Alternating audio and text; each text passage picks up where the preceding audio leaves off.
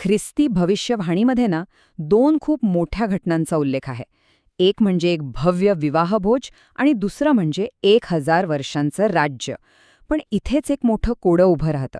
म्हणजे यापैकी आधी काय घडणार? आज आपण नेमकं याच गुंतागुंतीच्या प्रश्नाचं उत्तर शोधायचा प्रयत्न करणार आहोत. कोकऱ्याचा विवाहभोज आणि 1000 वर्षांचं राज्य यांच्यात नक्की संबंध काय आहे हे समजून घेऊया. तर मग मूळ प्रश्न हाच आहे की कोकऱ्याचा विवाहभोज आणि 1000 वर्षांचं राज्य यांचा क्रम नेमका काय? एक घटना संपल्यावर दुसरी सुरू होते का? की त्या दोन्ही एकाच वेळी घडतात? हा तोच प्रश्न आहे ज्यावर अनेक वर्षांपासून अभ्यासक विचार करत आले आहेत. हा गुंतागुंतीचा विषय सोपा करण्यासाठी आपण काही टप्प्यांमध्ये पुढे जाऊया.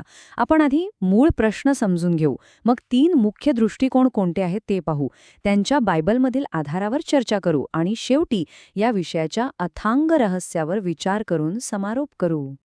चला तर मग आता या विषयात आणखी खोलवर जाऊया. या भविष्यसूचक घटनांच्या वेळेबद्दल अभ्यासकांमध्ये प्रामुख्याने 3 वेगवेगळे विचारप्रवाह आहेत.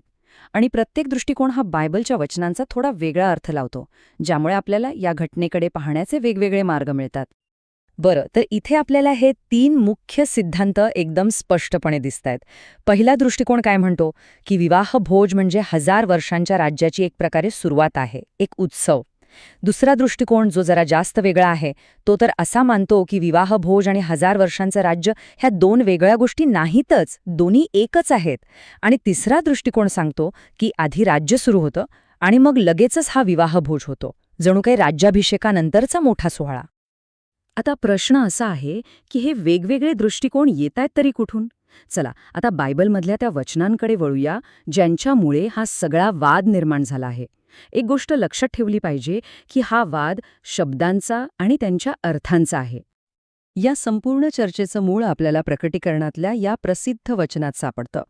कोकऱ्याचा विवाहभोज ही कल्पनाच किती शक्तिशाली आहे, पण त्याची नेमकी वेळ कधी आणि त्याचं स्वरूप काय यावरच तर खरा वाद आहे. आमंत्रित असण्याचा अर्थ काय आणि ही मेजवानी नक्की कधी होणार आहे? या मेजवानीच्या वादाच्या अगदी केंद्रस्थानी आहे वधूचे प्रतिफळ ही संकल्पना. पण ही संकल्पना म्हणजे नेमकं काय? सोप्या भाषेत सांगायचं झालं तर हा एक विशेष सन्मान आहे जो विश्वासणाऱ्यांना दिला जातो. पण या प्रतिफळाचं स्वरूप काय आहे आणि ते कधी दिलं जाणार ह्यावरच हे 3 वेगवेगळे दृष्टिकोन अवलंबून आहेत. आता इथे एक खूप रंजक गोष्ट आहे. दोन्ही दृष्टिकोन प्रतिफळ याच संकल्पनेचा कसा वेगवेगळा अर्थ लावतायत ते पहा. पहिल्या दृष्टिकोनानुसार जर 1000 वर्षांचं राज्य हेच बक्षीस असेल तर त्याचा उत्सव आधी व्हायला हवा, बरोबर? तर दुसऱ्या दृष्टिकोनानुसार वधू म्हणजे नवीन येरुशलेम आहे, जी राज्याच्या स्थापनेनंतर येते.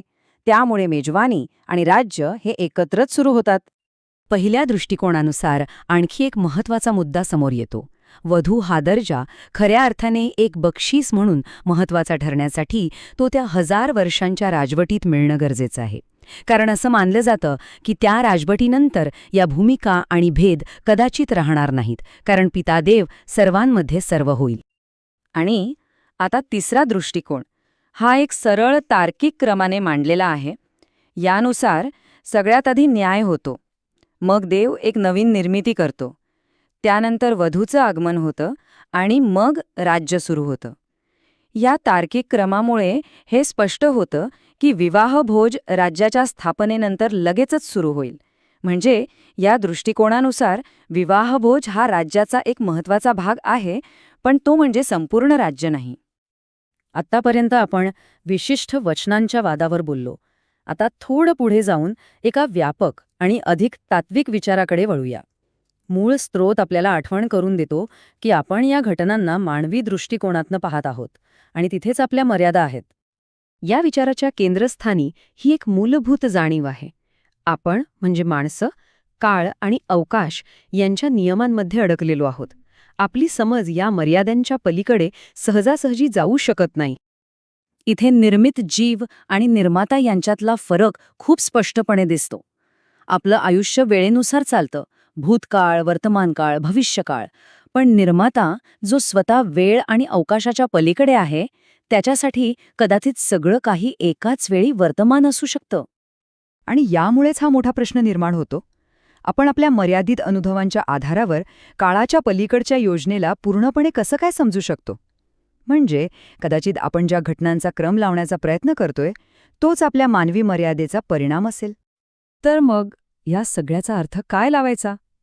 आपण आपल्या चर्चेच्या समारोपाकडे येतोय आणि हे स्पष्ट आहे की केवळ तर्काने याचं उत्तर मिळणार नाही. आपण एका दैवी रहस्याचा सामना करतोय आणि काही गोष्टी कदाचित आपल्या आकलनाच्या पलीकडच्या असू शकतात. श्रोतामधला हा विचार खूप महत्वाचा आहे. कदाचित आपण वधू, वर आणि पाहुणे यांसारख्या भूमिकांना खूप जास्त महत्त्व देत आहोत. हे शक्य आहे की अनंत काळात हे सगळे भेदच नाहीसे होतील आणि एक पूर्णपणे वेगळंच वास्तव समोर येईल. हे एक शक्तिशाली वाक्य या संपूर्ण चर्चेचं सार सांगतं. निर्माता आणि निर्मिती यांच्यातील ज्ञानाची आणि आकलनाची दरी खूप मोठी आहे. आपण जे काही समजण्याचा प्रयत्न करत आहोत ते एका विशाल चित्राचा फक्त एक छोटासा भाग असू शकतो. आणि म्हणूनच शेवटी हा एक प्रश्न उरतोच. खरंच खरा मुद्दा हा आहे का की कोणती घटना आधी घडते, की या दैवीय योजनांना आपल्या मानवी वेळेच्या मोजपट्टीत बसवण्याचा आपला प्रयत्न चुकीचा आहे? काय माहीत, कदाचित या सगळ्या घटना एकाच वेळी वेगवेगळ्या पातळ्यांवर घडत असतील. एका मोठ्या सत्याचे वेगवेगळे पैलू असतील. हा विचार आपल्याला अधिक नम्र बनवतो, नाही का? आणि या अथांग रहस्याकडे एका वेगळ्याच आश्चर्याने बघायला शिकवतो.